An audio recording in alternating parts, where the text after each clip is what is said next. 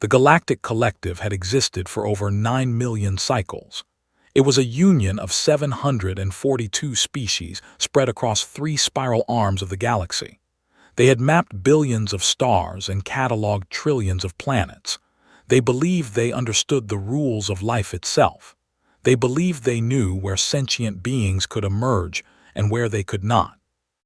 Class 3 planets were considered dead zones. These were worlds with extreme conditions, high radiation levels, unstable tectonic plates, violent weather patterns, poisonous atmospheres filled with reactive gases.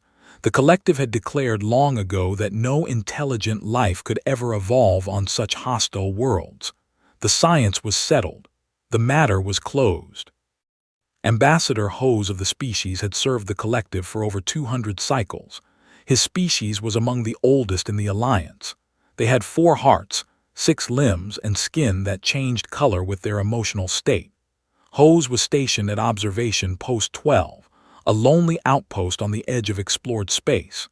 His job was to monitor nearby star systems for any signs of activity that might interest the collective. It was boring work. Nothing ever happened in this region of the galaxy. On what seemed like an ordinary day, everything changed. His young assistant, a technician named, was running routine scans of a small yellow star approximately 40 light cycles away. The star was unremarkable. It had 8 planets orbiting it.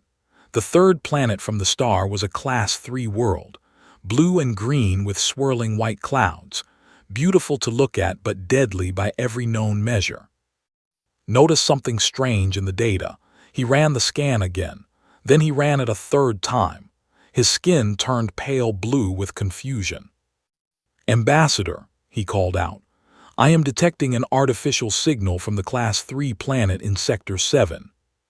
Hose did not look up from his work. "Clean your equipment.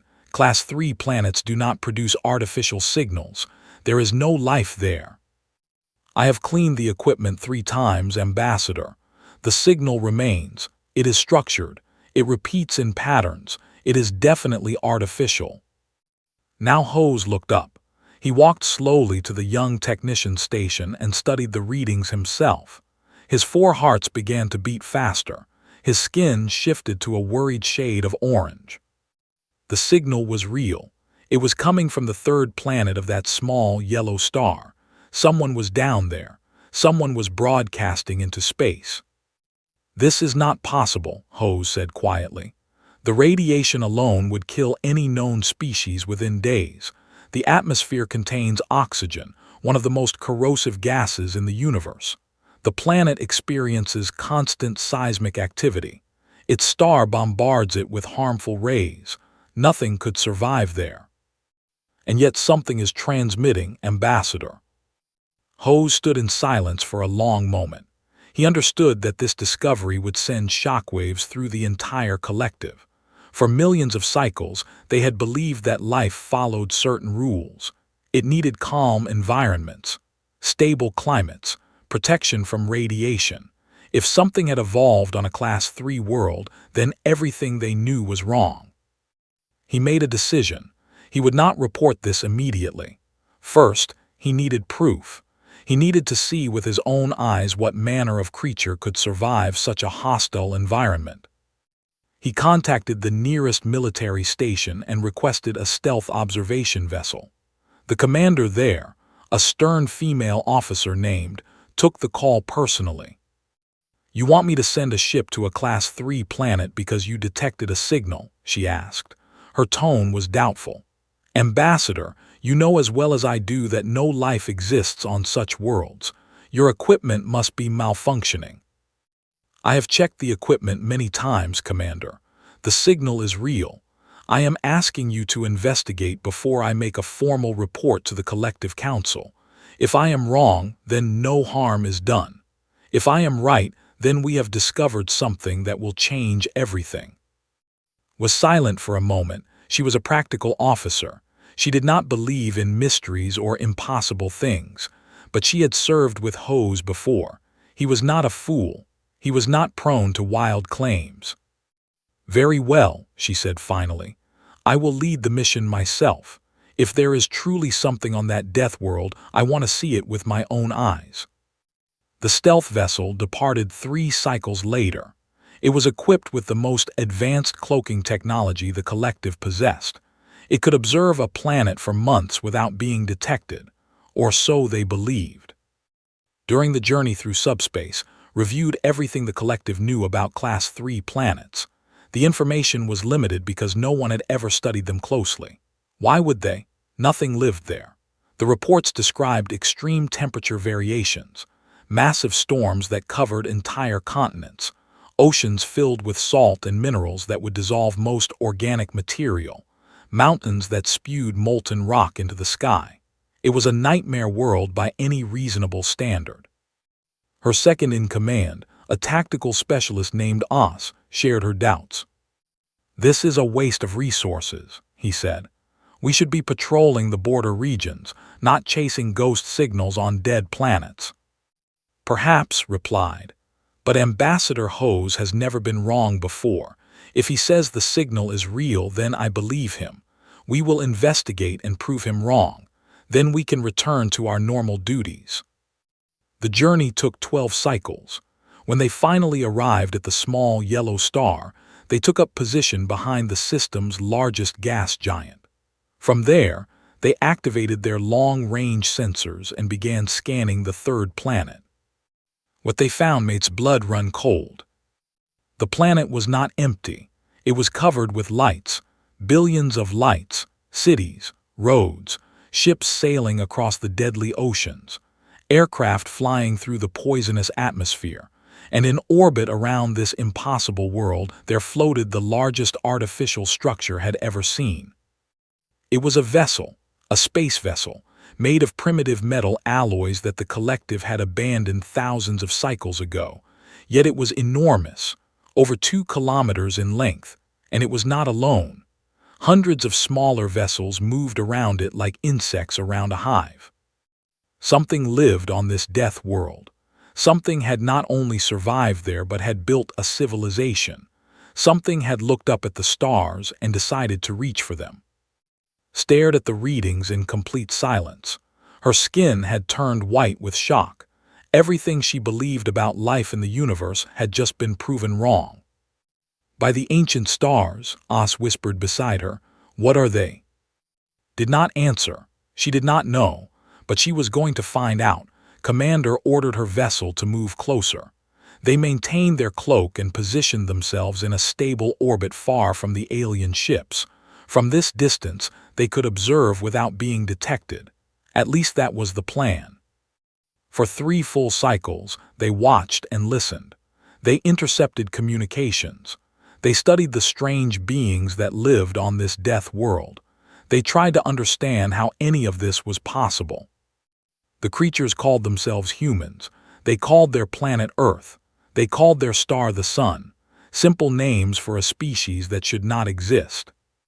Spent every waking moment studying them. She learned that humans were carbon-based that breathed the corrosive oxygen in their atmosphere. Their bodies were fragile by collective standards. They had only one heart. Their bones could break from simple falls.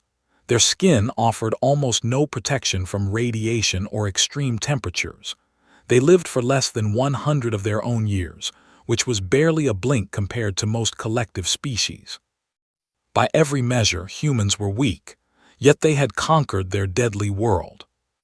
The large vessel in orbit was called the Vanguard. According to intercepted communications, it was humanity's first true interstellar ship. They had built it to travel to other stars. They were planning to leave their home system and explore the galaxy. Commander Daniel Hayes led the Vanguard. He was a human male in his 5th decade of life. His face was lined with age and marked with scars from old injuries. His hair had turned gray at the sides. By human standards, he was no longer young. By collective standards, he was practically a newborn. Watched him through the ship's long-range visual sensors. He moved with confidence through the corridors of his vessel. His crew respected him. They followed his orders without question. He had the bearing of a leader who had earned his position through experience rather than birth. His first officer was a female human named Corinne Mitchell. She was younger than Hayes but carried herself with equal confidence. She handled the daily operations of the ship while Hayes focused on the larger mission. Together, they made an effective command team. The ship's chief science officer was called Cole. He was a quiet man who spent most of his time in the research laboratories. He was obsessed with understanding the universe. He asked questions constantly and was never satisfied with easy answers. Found him interesting. He reminded her of herself in her younger days. The tactical officer was a large human male named Bell. He was responsible for the ship's weapons and defenses. He took his job seriously. He ran drills constantly and demanded perfection from his team. The Vanguard was a ship of exploration, but Bell treated it like a warship. He was always ready for a fight. Learned that humans had only achieved powered flight approximately 150 of their years ago. Before that, they had been bound to the surface of their planet. In just 150 years, they had gone from wooden ships and horse-drawn vehicles to constructing vessels that could travel between stars. The collective had taken over 10,000 cycles to make the same journey. Humans had done it in less than 2 centuries. The speed of their advancement was terrifying.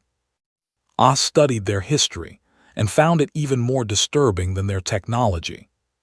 They are a violent species, he reported too.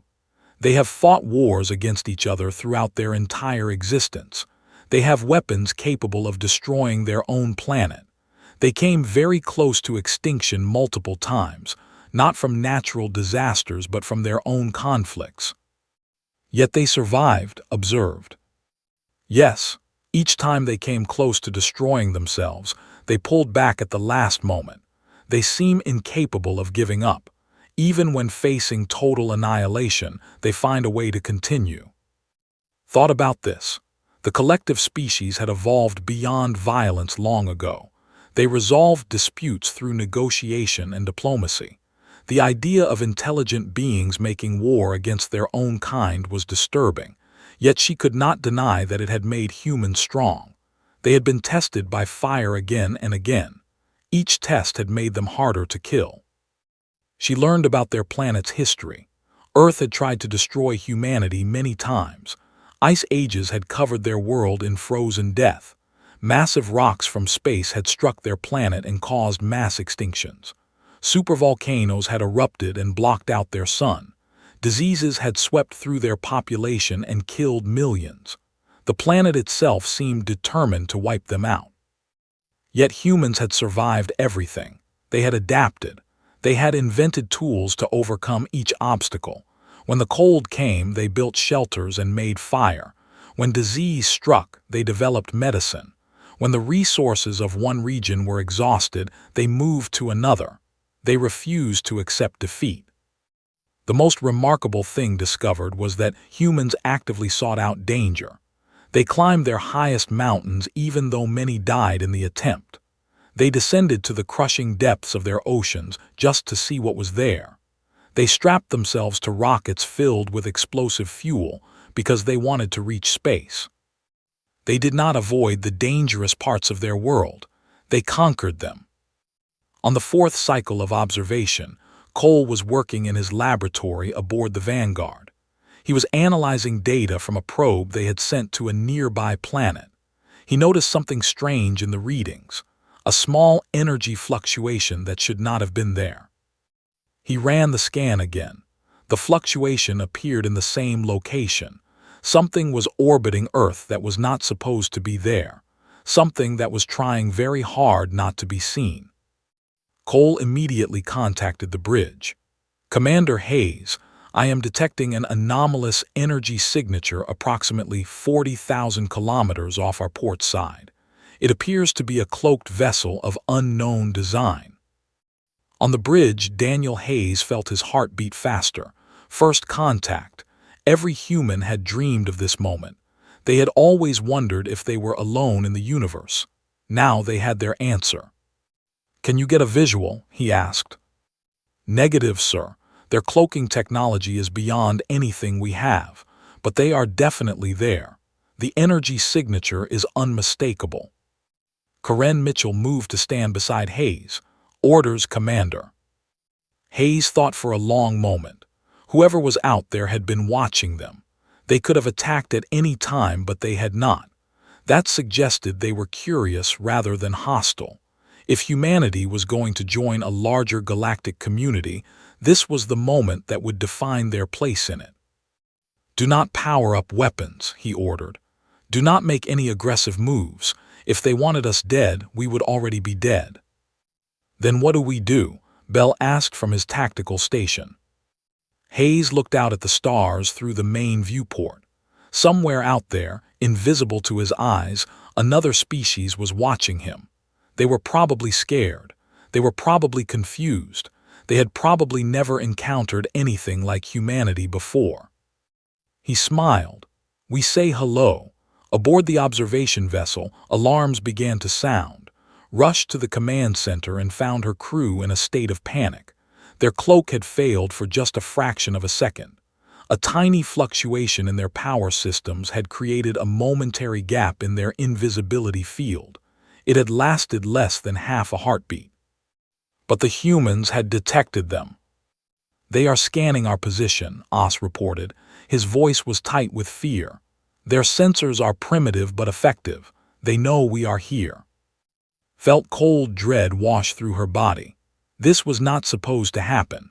They were supposed to observe and report. They were not prepared for contact. The collective had strict protocols for first contact situations. None of those protocols applied to a species from a Class 3 world because such species were not supposed to exist. Prepare for immediate withdrawal, she ordered. Maximum speed back to collective space. The engines powered up. The vessel began to turn away from Earth. They would escape before the humans could react. They would return to the safety of known space and let the Council decide what to do about this impossible discovery. Then something unexpected happened. The human ship began broadcasting.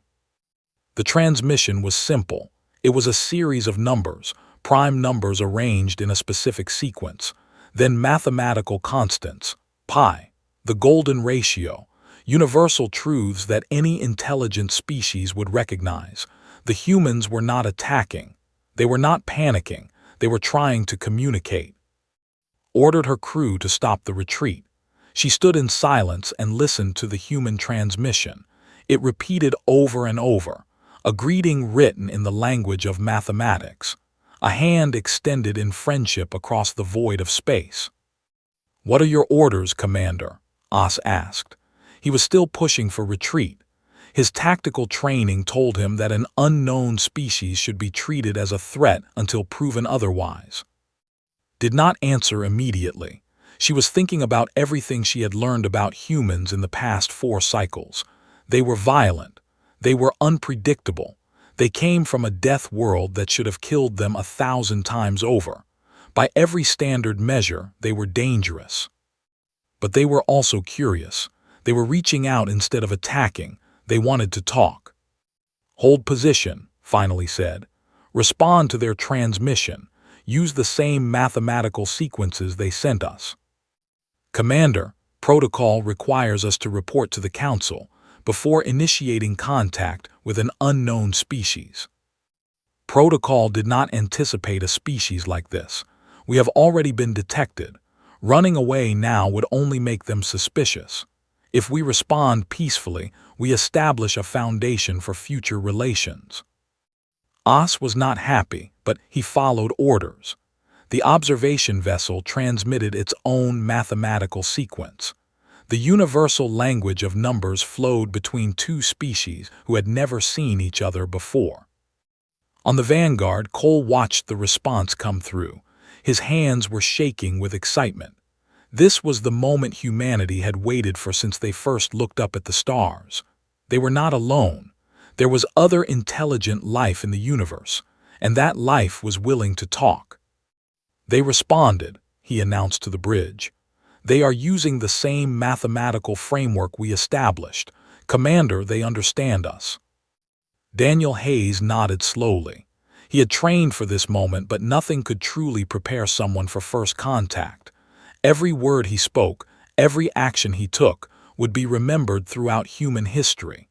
The pressure was enormous, but he felt strangely calm. "Continue the dialogue," he ordered. "Try to establish a shared vocabulary. Basic concepts first. Numbers, then shapes, then objects. We need to build a common language." Karen Mitchell coordinated the effort. Human linguists and scientists worked together to create a simple communication system. They sent images paired with mathematical symbols: a circle with the number 1, a triangle with the number 3, a human figure with a simple designation. The aliens responded in kind. They sent images of their own, strange creatures with multiple limbs and skin that seemed to shimmer in different colors. Their ships, their technology. Bit by bit, two species began to understand each other. The process took several human days. Both sides worked tirelessly to bridge the gap between their worlds. Every small success was celebrated. Every misunderstanding was carefully corrected. Slowly, painfully, a crude form of communication emerged.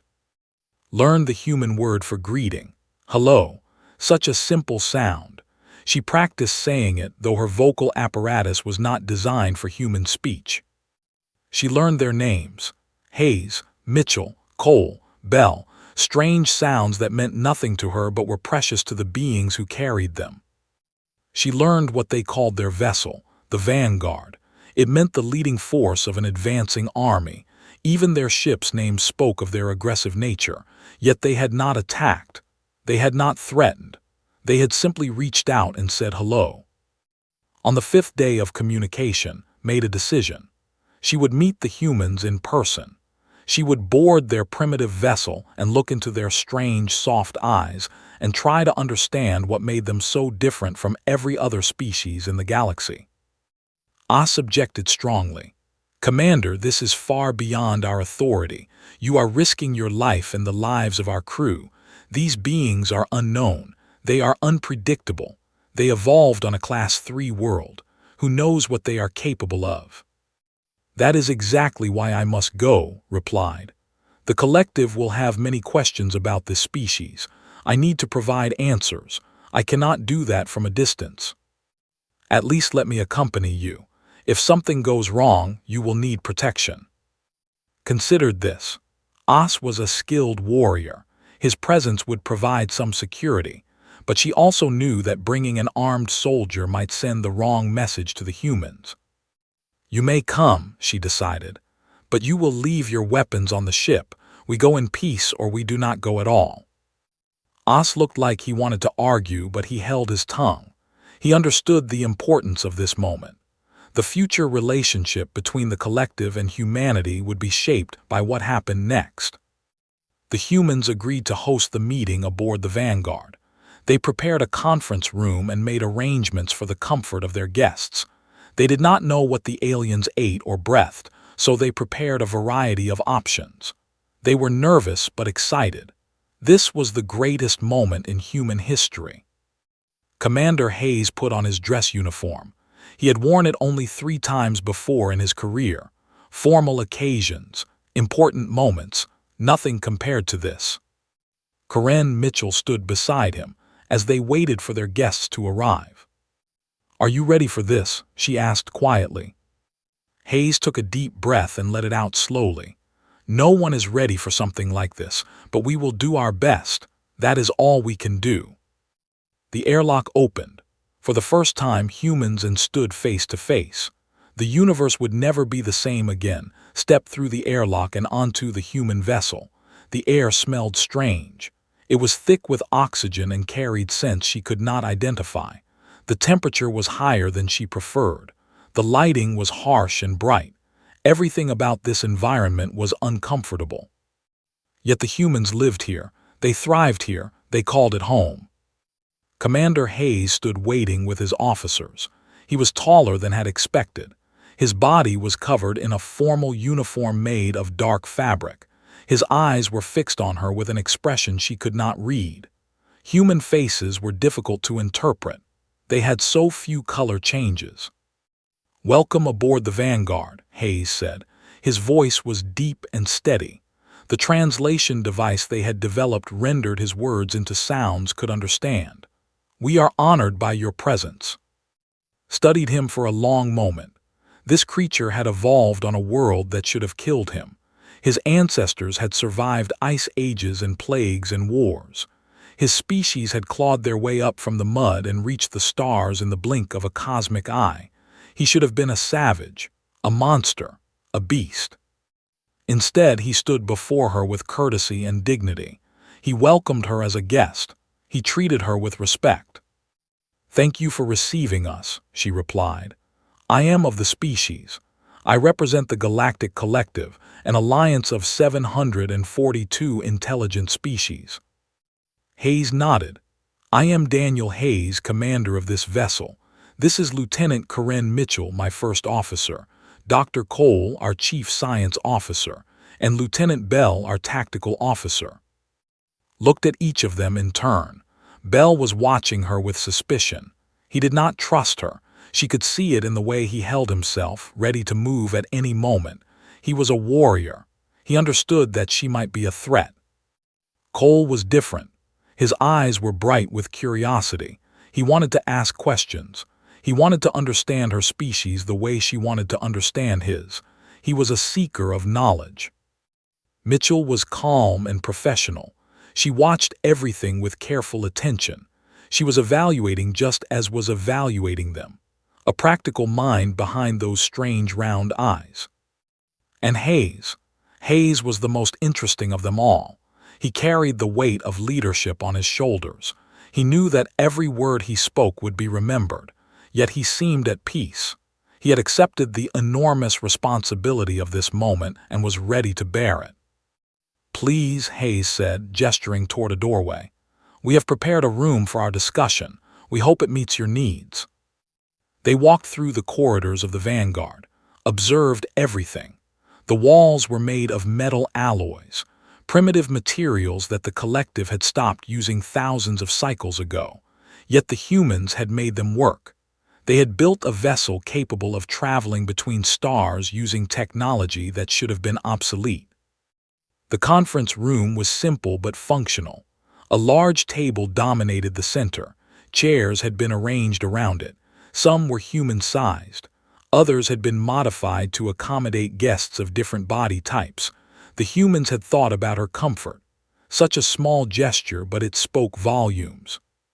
They sat across from each other, humans on one side, on the other, two species meeting for the first time. "I must be honest with you," began. "Everything about your existence confuses me. You live on a Class 3 planet. By our understanding, life should not exist there. Your world should be a dead rock." Hayes smiled. It was a strange expression. His lips curved upward and his eyes seemed to brighten. The translation device indicated it was a positive gesture. "Earth is not an easy place to live," he admitted. "Our planet has tried to kill us many times. Floods, earthquakes, volcanic eruptions, disease, war. We have faced extinction again and again. Yet you survived." "We survived. We are stubborn that way. When something tries to destroy us, we fight back. We adapt. We overcome. It is in our nature." Leaned forward. "Your species achieved in less than 200 of your years. The collective took over 10,000 cycles to reach the same level of development. How is this possible?" Cole spoke up. "We are a competitive species. We push each other to do better. When one nation reached space, others raced to match them. When one scientist made a discovery, others built upon it. We advance quickly because we are always trying to outdo each other." "Competition," repeated. The collective species had moved beyond competition long ago. They cooperated. They shared. They worked together in harmony. The idea of racing against each other seemed wasteful. "Competition, yes," Mitchell added, "but also cooperation. We compete in some areas and work together in others. This ship was built by engineers and scientists from dozens of nations. We combined our knowledge and resources to achieve something none of us could have done alone." Oz spoke for the first time. "We have studied your history. You make war against your own kind. You have weapons capable of destroying your entire civilization. How can such a violent species be trusted?" The room went silent. It was a harsh question but a fair one. Had wondered the same thing herself. Hayes did not flinch from the question. He met Oz's gaze directly. "You are right, we have a violent history. We have done terrible things to each other. Wars, genocides, cruelties that shame us to this day. I will not deny any of it." He paused for a moment, choosing his words carefully. "But we have also learned from our mistakes. Each war taught us the cost of conflict. Each tragedy pushed us toward peace. We are not perfect. We may never be perfect, but we are trying to be better. Every generation tries to be better than the one before." "And the weapons," Oz pressed, "the ones that could destroy your world." "They still exist. We have not destroyed them. Perhaps we should. But those weapons have also kept the peace for many decades. The threat of mutual destruction has prevented the very wars they were designed to fight. It is a strange kind of peace, but it is peace nonetheless." Considered this. The logic was twisted, but she could see the sense in it. Fear of annihilation had forced humans to find other ways to resolve their conflicts. They had turned their greatest weapon into a tool for preventing war. "Your species is a contradiction," she said finally. "Violent yet peaceful, primitive yet advanced, fragile yet incredibly resilient. I do not fully understand you." Hayes smiled again. "We do not fully understand ourselves, but we are learning. We are always learning." He extended his hand across the table. It was a human gesture of friendship and agreement. Had learned this during their earlier communications. "I propose that we continue to learn together," Hayes said. "Our species has much to teach each other. Let this meeting be the first step toward a lasting relationship between humanity and the collective." Looked at the extended hand. Such a simple gesture, such enormous implications. She reached out and took it. The meeting lasted for many hours. Questions were asked and answered. Fears were expressed and addressed. Two species who had never imagined each other now sat together and talked about the future. Explained the nature of the Galactic Collective. 742 species working together in peace. Shared technology. Shared resources. A civilization that spanned 3 spiral arms of the galaxy. It was everything humanity had dreamed of finding among the stars.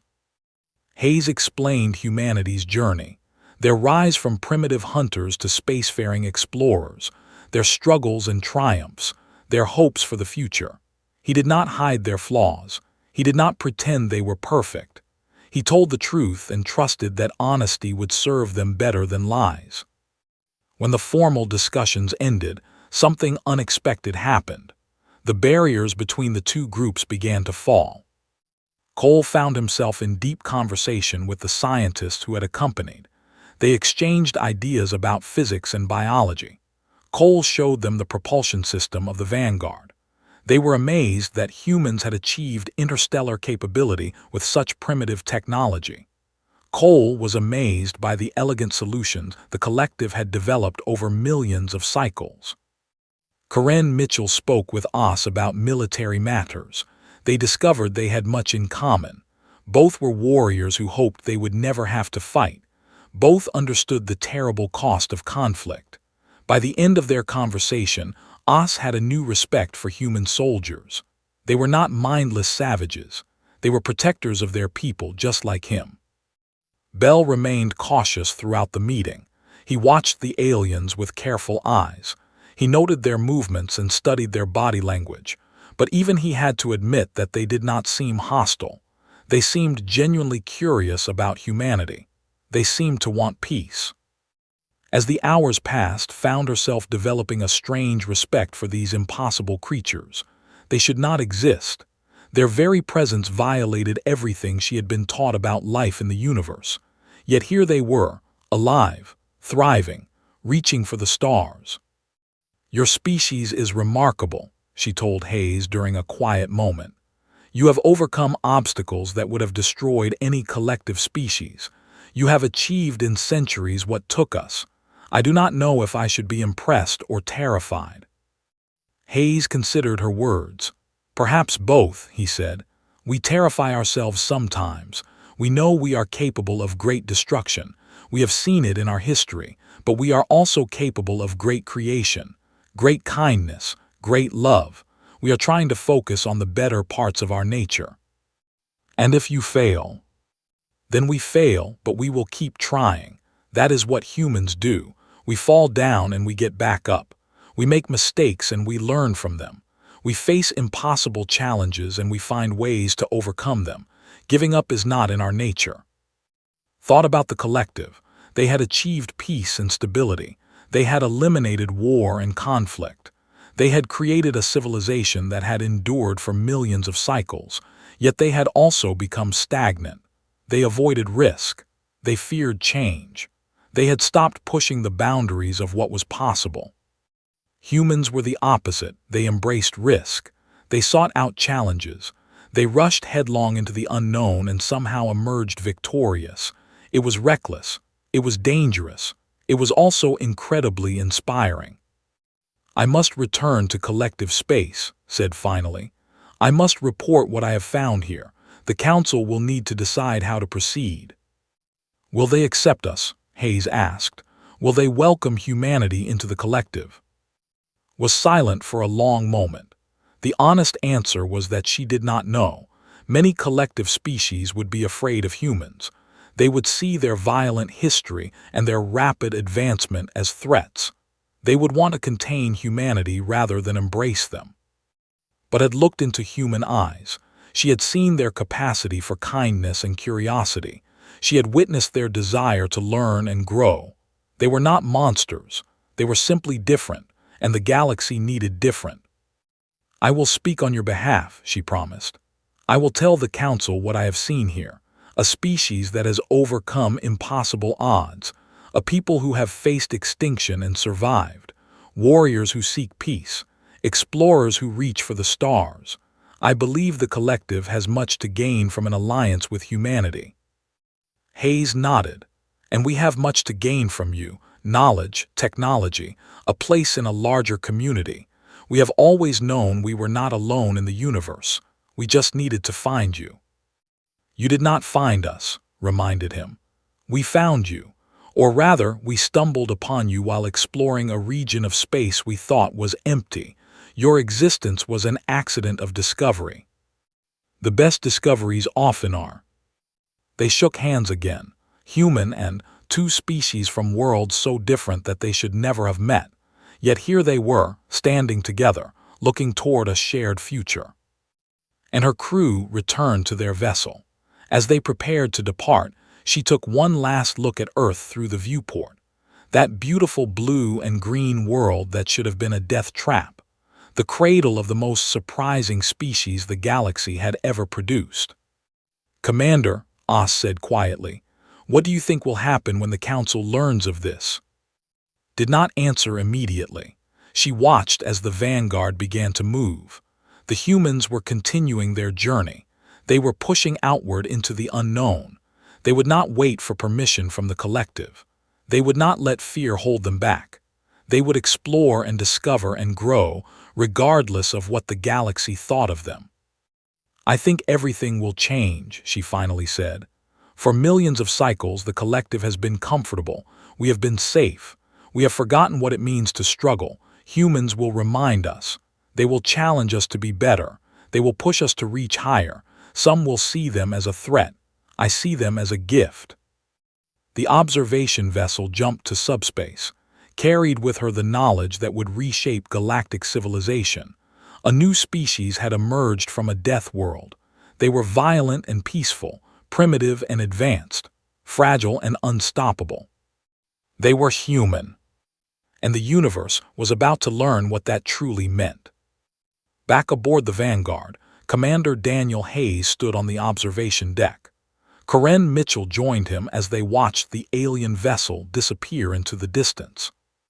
"Do you think they will accept us?" she asked. Hayes smiled.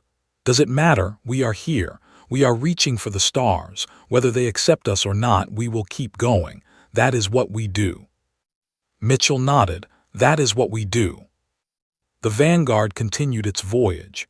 Behind them, Earth shone blue and beautiful against the darkness. Ahead of them, the galaxy waited with all its wonders and dangers. Humanity had taken its first steps onto a larger stage. There would be challenges ahead, conflicts, misunderstandings, perhaps even wars. But humans had faced all of that before. They had survived ice ages and plagues and their own worst impulses. They had clawed their way up from the mud and touched the stars. Whatever the galaxy threw at them, they would face it the same way they had faced everything else. Together, stubborn, unbreakable, human. The stars had no idea what was coming.